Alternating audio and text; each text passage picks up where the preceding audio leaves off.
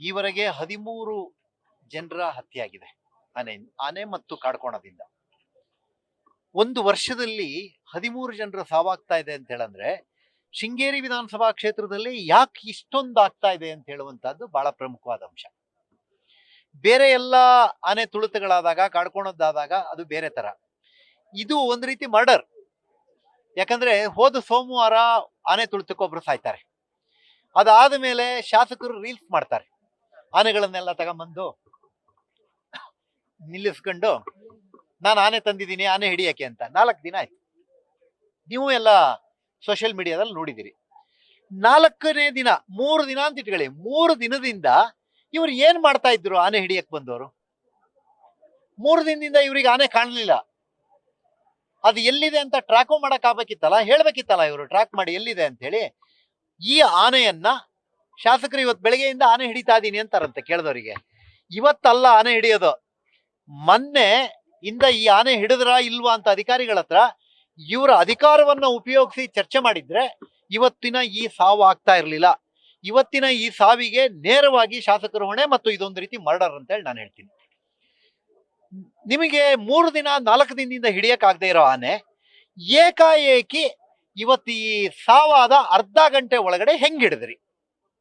4 ದಿನದಿಂದ ಏನೋ ಕಾಡ್ ಮಧ್ಯದಲ್ಲಿ ರೆಸಾರ್ಟ್ ಅಲ್ಲಿ ಇದ್ದಂಗೆ ಆರಾಮ್ ಸರ್ಕಾರಕ್ಕೆ ಹಣ ಖರ್ಚಾಕೊಂಡು ಸುತ್ತ ಬರ್ತಾ ಇದ್ರ?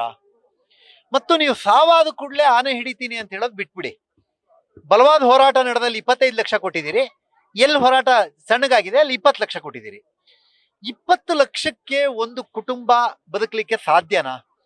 ದುಡಿಮೆ ಮಾಡುವಂತ ಆ ತಾಯಿ ಇವತ್ತು ಮಕ್ಳಿಗೆ ತಾಯಿ ಇಲ್ಲ, ಗಂಡನಿಗೆ ಹೆಂಡತಿ ಇಲ್ಲ, ಮನೆ ಇವತ್ತು ಅನಾಥ ಪರಿಸ್ಥಿತಿಗೆ ಬಂದು ಬಿದ್ದಿದೆ. ಯಾರಿದ್ದೀರ ಹೊಣೆ ಹೊರೋರು? ಸ್ಪೈನಲ್ ಕಾರ್ಡ್ ಅಲ್ಲಿ ಕಟ್ಟಾಗಿ ಹೋಗಿರೋನು 1 ತಿಂಗಳ ಮುಂಚೆ, ನಿಮಗೆ ಮಾಹಿತಿ ಇದೆಯೋ ಎಲ್ಲ ಗೊತ್ತಿಲ್ಲ, ಗುಟ್ಟಿನಿಂದ ತುಂಬ್ಕೊಂಡು ತಗೊಂಡೋದ್ರು. ಅವನೊಬ್ಬ ಕೂಲಿ ಕಾರ್ಮಿಕ ಆಗಿರೋದ್ರಿಂದ ಹೇಳೋರು ಕೇಳೋರು ಯಾರು ಇಲ್ಲದೆ ಇರೋದ್ರಿಂದ ಸುದ್ದಿ ಆಗಿಲ್ಲ. ನಾವು ಕೇಳಿದ್ರೆ ಶಿವಮೊಗ್ಗ ಹಾಸ್ಪಿಟಲ್ ಅಲ್ಲಿ ಇದ್ದಾನೆ ಸರ್, ಸ್ಪೈನಲ್ ಕಾರ್ಡ್ ಕಟ್ಟಾಗಿದೆ ಅಂತಾರೆ. ಸ್ಪೈನಲ್ ಕಾರ್ಡ್ ಕಟ್ಟಾದ್ರೆ ಯಾವತ್ತಾದ್ರೂ ಅವನು ಕೈಕಾಲು ಆಡುತ್ತ, ಅವನೊಬ್ಬ ಕೂಲಿ ಮಾಡೋನು ಹಾಸಿಗೆ ಮೇಲೆ ಜೀವನ ಪರ್ಯಂತ ಮಲಗಿದ್ರೆ ಅವನನ್ನ ಯಾರು ನೋಡ್ತಾರೆ? ಸರ್ಕಾರ ಅವನಿಗೆ ಡಿಪಾಸಿಟ್ ಅಲ್ಲಿ ಇಟ್ರೆ ಬಡ್ಡಿಯಲ್ಲಿ ಬದುಕೋಕಾಗುವಷ್ಟು ಹಣ ಕೊಡ್ಬೇಕು ಅವನಿಗೆ. ನಾನು ಹೇಳ್ತೇನೆ, ಸಾವಿನವರಿಗಿಂತ ಹೆಚ್ಚು ಹಣವನ್ನ ಸೊಂಟ ಮುರ್ಕೊಂಡವನಿಗೆ ಕೊಡಬೇಕು. ಇವತ್ತು ಬೆಳಗ್ಗೆನೆ ಕಾಲ್ ಮುರ್ಕೊಂಡವ್ರೊಬ್ರು ಇದ್ದಾರೆ ಇದ್ರ ಜೊತೆನಲ್ಲಿ. ಆ ಕಾಲ್ ಮುರ್ಕೊಂಡವರಿಗೆ ಖರ್ಚಿಗೆ ಇವತ್ತೇನೋ ಆಸ್ಪತ್ರೆ ತೋರಿಸಿ ಕಳಿಸ್ಬಿಟ್ರೆ ಅವ್ರು ಊಟ ಮಾಡೋದು ಹೆಂಗೆ? ನಮ್ಮ ಒತ್ತಾಯ ಇದೆ, ಬೇಲಿ ಕೀಳ್ಲಿಕ್ಕೆ ನಿಮ್ಮ ಹತ್ರ 200 ಜನರನ್ನ ಕಳ್ಸಕ್ಕಾಗತ್ತೆ ರೈತರ ಕೃಷಿ ಭೂಮಿ ಹಾಳು ಮಾಡಕ್ಕೆ. ETF ಗೆ 6 ಜನ ಕೊಡ್ತೀರಿ. ETF ಅಲ್ಲಿ 6 ಜನ ಕೊಟ್ರೆ, ಎಲಿಫೆಂಟ್ ಟಾಸ್ಕ್ ಫೋರ್ಸ್ ಅಲ್ಲಿ 6 ಜನ ಕೊಟ್ರೆ ಅವರಿಗೂ ಹೆಂಡತಿ ಮಕ್ಳಿದಾರಲ್ಲ, ಅವ್ರ ಹೆಂಡತಿ ಮಕ್ಳನ್ನ ಕಳ್ಕೊಳಕ್ಕಾಗಲ್ಲ.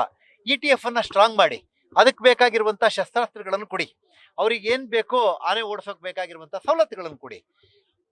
ಮತ್ತು ಪರ್ಮನೆಂಟ್ ಬ್ಯಾರಿಕ್ಯಾಡ್ನ ಅಲ್ಲಿ ನಾಗರಹೊಳೆನಲ್ಲಿ ಮಾಡಿದಾರಲ್ಲ ಆ ತರ ರೈಲ್ವೆ ಬ್ಯಾರಿಕ್ಯಾಡ್ನ ಮಾಡಿ. ಇಲ್ಲಿ 100 ಕೋಟಿ ರೂಪಾಯಿ ಹಣ ಬಿಡುಗಡೆ ಮಾಡ್ಕೊಂಡಿದ್ದೀನಿ, ಈ ದೀಪಾವಳಿ ಹಬ್ಬದ ಸೀರಿಯಲ್ ಸೆಟ್ ತರ ಟೆಂಟಿಕಲ್ ಬೇಲಿ ನೇತಾಕ್ತಾ ಇದ್ದೀನಿ ಅಂತ ಹೇಳಂದ್ರೆ ಕಾಡ್ನಲ್ಲಿ ಈ ಎಲೆಕ್ಟ್ರಿಕ್ ಫೆನ್ಸಿಂಗ್ ನ ಮೇಂಟೈನ್ ಮಾಡೋಕ್ಕಾಗಲ್ಲ. ಯಾಕಾಗಲ್ಲ ಅಂತಂದ್ರೆ ಅದು ಬಳ್ಳಿ ಹತ್ತಿ ಮೇಲಕ್ಕೆ ಹೋದ್ರೆ ಶಾರ್ಟ್ ಆದ್ರೆ ಅದು ಹೊಡೆಯಲ್ಲ. ತೋಟದ ಬೇಲಿ ಮೇಂಟೈನ್ ಮಾಡೋಕ್ಕಾಗಲ್ಲ. ನೀವು ಪರ್ಮನೆಂಟ್ ಸಾಲ್ವೇಷನ್ ಅಂದ್ರೆ ರೈಲ್ವೆ ಬ್ಯಾರಿಕ್ಯಾಡ್ ಮಾಡಿ ಆನೆಗಳನ್ನ ಅದರಿಂದ ಆಚೆ ಕಡೆ ದಾಟಿಸಿ ನಮಗೆ ಜೀವಕ್ಕೆ ರಕ್ಷಣೆ ಕೊಡಿ. ಮತ್ತು ನಾನು ಕಡೆದಾಗಿ ಕೇಳ್ತೇನೆ, ಆನೆನ ಏನಾದ್ರೂ ರೈತ ಗಾಯ ಮಾಡಿದ್ರೆ, ಸಾಯಿಸೋದಲ್ಲ ಗಾಯ ಮಾಡಿದ್ರೆ, ಇವತ್ತು ಅರಣ್ಯ ಇಲಾಖೆ ಎಲ್ಲ ಅಧಿಕಾರಿಗಳು ಸೇರಿ ದೇಶದಲ್ಲಿರೋ ಸೆಕ್ಷನ್ ಪೂರ್ತಿ ಹಾಕಿ ಅವ್ರನ್ನ ಜೀವಾನ್ ಪರ್ಯಂತ ಜೈಲಿಂದ ಹೊರಬರ್ದಿದ್ದಂಗೆ ಮಾಡ್ತಿದ್ರಲ್ಲ, ಈಗ ಈ ತರ 13 ಸಾವಾದಕ್ಕೆ 20 ಲಕ್ಷ ಕೊಟ್ರಲ್ಲ, ನಾವು 20 ಲಕ್ಷ ಕೊಡ್ತೀವಿ. ನಮ್ಮ ರಕ್ಷಣೆಗೆ ಕಾನೂನಿನ ತಿದ್ದುಪಡಿ ಅವಶ್ಯಕತೆ ಉಂಟೋ ಇಲ್ಲೋ? ಕಾನೂನಿನ ತಿದ್ದುಪಡಿ ಮಾಡ್ಬೇಕಂತ ಹೇಳೋನು ನಾನು. ನಮ್ಮ ರಕ್ಷಣೆಗೆ, ನಮ್ಮ ಜಮೀನಿಗೆ ಪ್ರಾಣಿಗಳು ಬಂದಾಗ ನಮ್ಮ ರಕ್ಷಣೆಗೆ ನಮಗೆ ಅವಕಾಶ ಬೇಕು. ಆಗ ಮಾತ್ರ ಮನುಷ್ಯನ ಜೀವಕ್ಕೆ ಬೆಲೆ ಬರ್ತದೆ. ಈ ಸರ್ಕಾರದಲ್ಲಿ ಮನುಷ್ಯನ ಜೀವಕ್ಕೆ ಬೆಲೆ ಇಲ್ಲ ರೀ. ಬೆಂಗಳೂರಿನಲ್ಲಿ, ಬೀದರ್ನಲ್ಲಿ, ಹುಬ್ಳಿನಲ್ಲಿ, ಧಾರವಾಡದಲ್ಲಿ, ಬೆಳಗಾಂನಲ್ಲಿ ನೋಡಿ ಬೀದಿ ನಾಯಿಗಳು ಮನುಷ್ಯನ ಎತ್ಕೊಂಡು ಹೋಗ್ತಾ ಇದಾವೆ. ಇಲ್ಲಿ ರೈತನಿಗೆ, ಕಾರ್ಮಿಕನಿಗೆ ಆನೆ ಪ್ರಾಣಿಗಳು ತುಳು ಸಾಯಿಸ್ತಾ ಇದ್ದಾವೆ ಅಂದ್ರೆ ಏನ್ ನಡೀತಾ ಇದೆ? ಸರ್ಕಾರ ನಡೆಸುವ ಲಕ್ಷಣವಾ ಇದು? ಹುಟ್ಟ ಶಾಸಕರೇ, ಶೋ ತೋರಿಸೋದು ನಿಲ್ಲಿಸಿ.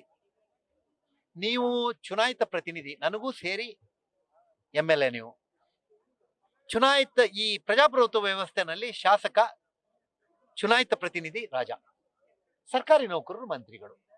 ನೀವು ಐಷಾರಾಮಿ ಬದುಕಿಗೆ ರಾಜ ಆಗಬೇಡಿ. ಜನರ ಜೀವನದ ಜೊತೆ ಆಟ ಆಡಬೇಡಿ. ಜನರಿಗಾಗಿ ನ್ಯಾಯ ಕೊಡಿಸೋದಕ್ಕೆ ಹೋರಾಟ ಮಾಡಿ. ಇದು ನನ್ನ ಒತ್ತಾಯ.